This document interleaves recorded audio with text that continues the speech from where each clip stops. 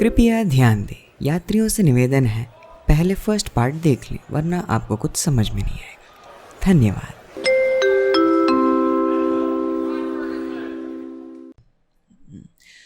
तो कराताका ने कहा कि दमानाका, अगर तुम्हारी ये करतूत महाराज को पता चली तुम्हारा अंत निश्चय है। तो दमानाका ने कहा, भाई तुम डरते बहुत हो। भगवान हमेशा उन्हीं की मदद करते हैं जो प्रयास करते हैं।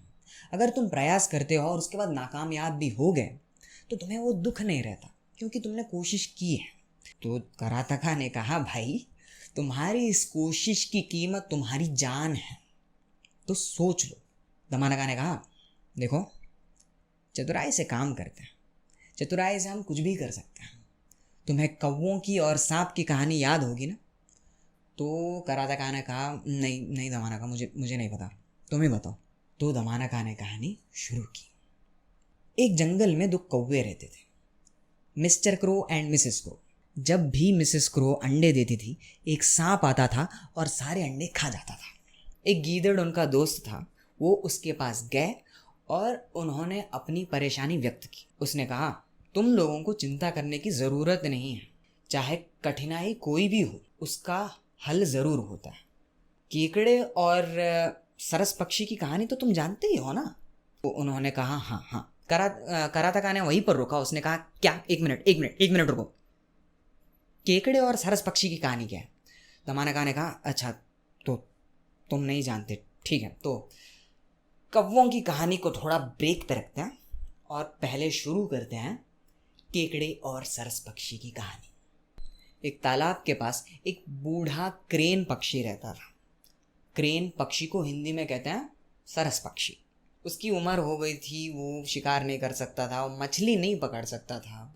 एक दिन वो तालाब के कोने में बैठ के रो रहा था।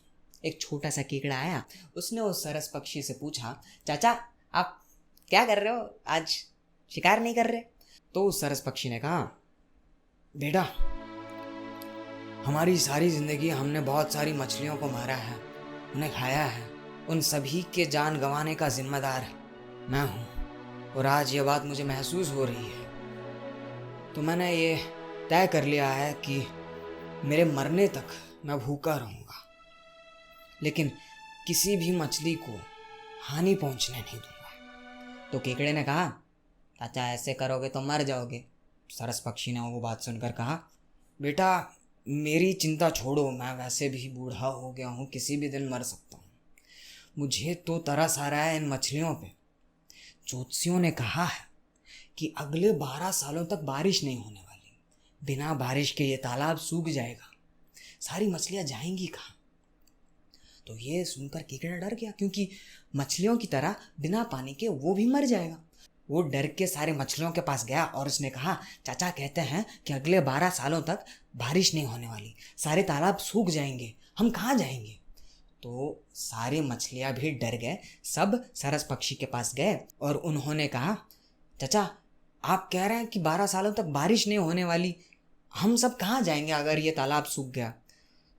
तो सरस पक्षी ने कहा, तुम लोगों को चिंता करने की कोई ज़रूरत नहीं है, हर समस्या का हल होता है, इस समस्या का भी हल है। हम एक तालाब जानते हैं जहाँ पर बहुत सारा पानी है, वहाँ पर अगले 24 सालों तक सूखा नहीं पड़ने वाला, तो तुम सब लोग वहाँ रह सकते हो। ये सुनकर सारी मछलियाँ बहुत खुश हो गई, लेकिन अभी भी एक छोटी सी परेशानी थी। वो वहाँ पर जाएंगे कैसे? वो तो तैरते हैं, तालाब से बाहर कैसे जाएंगे? उन्होंने यही बात सरस पक्षी से पूछी। उसने कहा, तुम लोग अगर चाहो तो मैं तुम लोगों को उस तालाब के पास हर दिन एक एक को ले जा सकता हूँ, क्योंकि आने जाने के लिए 1 दिन का समय लगता है। सारे मछलियों ने कहा, ठीक है, हमें मंजूर है। पहला दिन था, सरस पक्षी ने एक मछली को उठाया और चल दिया।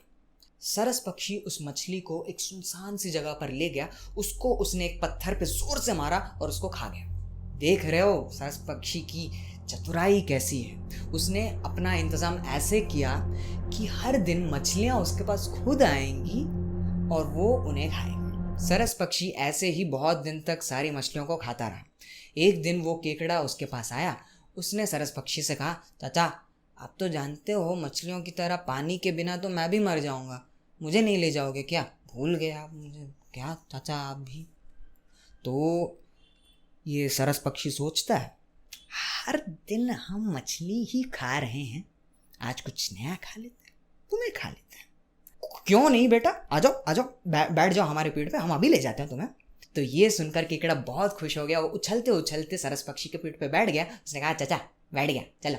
सरस पक्षी और केकड़ा बहुत लंबा रास्ता तय कर चुके थे। केकड़े ने नीचे देखा, उसको बहुत सारी मछलियों की हड्डियों का पहाड़ दिखा। उसने सरस पक्षी की तरफ देखा और कहा, चाचा बहुत दूर आ गया है, तालाब अभी भी दूर दूर तक दिखाई नहीं दे रहा, कहाँ है तालाब? तो सरस पक्षी ने कहा, मूर्ख, तुम्हें क्या लगा कि मैं तुम सब लोगों को सच में तालाब के पास ले जा रहा हूँ? भगवान को याद कर लो, क्योंकि अभी थोड़ी देर में मैं तुम्हें खाने वाला हूँ। ये सुनकर केकड़े ने कहा, चाचा अगर ये बात आप किसी मछली से कहते तो शायद बच जाते, मैं तो केकड़ा हूँ। उसने अपने हाथों के साथ सरस पक्षी का गर्दन पकड़ा और तबो से डाला। सरस पक्षी वैसे ही दर्द में उड़ते उड़ते लैंड कर गया और केकड़ा बच गया। केकड़ा वहां से चलते चलते वापस तालाब के पास गया। उसने सारे मछलियों को कहा, अरे तुम लोगों को पता नहीं है, वो बुढ़ा तुम सब लोगों को बेवकूफ बना रहा है। वो एक सुनसान सी जगह पर सब लोगों को ले जा रहा है और सबको वहां पर मार के खा रहा है। मैंने अपनी जान बचाते बचाते उसको मार दिया है, तो अभी हम सुरक्षित हैं। ये कहानी सुनाई दमाना कहानी कराताका को। तो यहाँ खत्म होती है केकड़े और सरस पक्षी की कहानी, और कंटिन्यू करते हैं अपने कौवों और सांप की कहानी। तो गीदड़ पूछता है, तुम्हें केकड़े और सरस पक्षी की कहानी के बारे में तो पता ही है ना? तो कौवे बोलते हैं, हाँ हमें पता है, लेकिन केकड़े के पास मौका था, हम दो कौवे एक सांप को कैसे मार सकते हैं? तो गीदड़ ने कहा, तुम लोग एक काम करो, एक राजमहल ढूंढो, एक बहुत ही कीमती आभरण उठाओ, जाकर उस सांप के बिल में डाल दो, और ये बात का ध्यान रखना कि जाते वक्त तुम्हें राजभट देख लें। मिस्टर एंड मिसेस क्रो ये सुन के चले गए एक राजमहल को ढूंढने। उन्होंने एक बहुत ही बड़े राजमहल को ढूंढा और देखा कि वहाँ के तालाब के पास महारानी नहाने जा रही थी।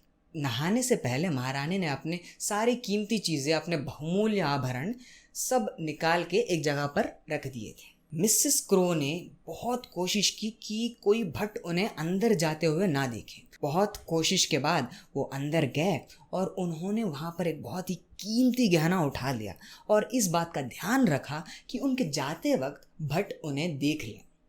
भटों ने उनको देखा और कहा, देखो वो कौवा हमारी महारानी का आभरण चुरा के ले जा रहा है, उसका पीछा करो।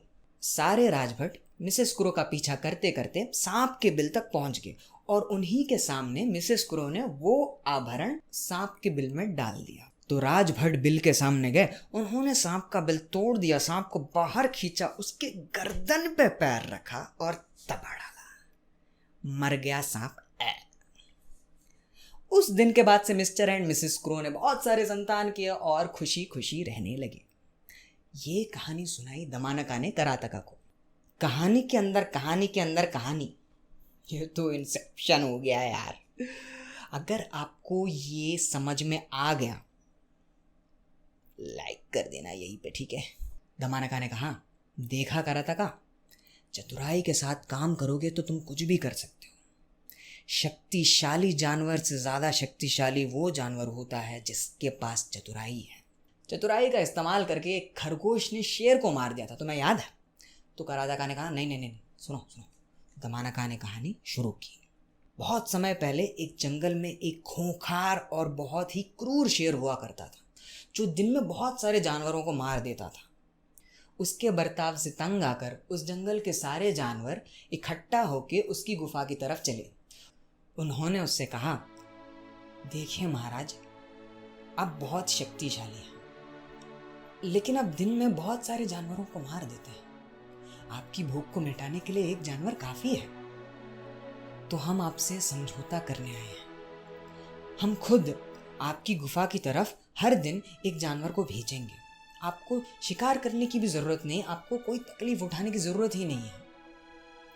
देखिए महाराज, राजा का काम होता है राज करना, तबाह करना नहीं।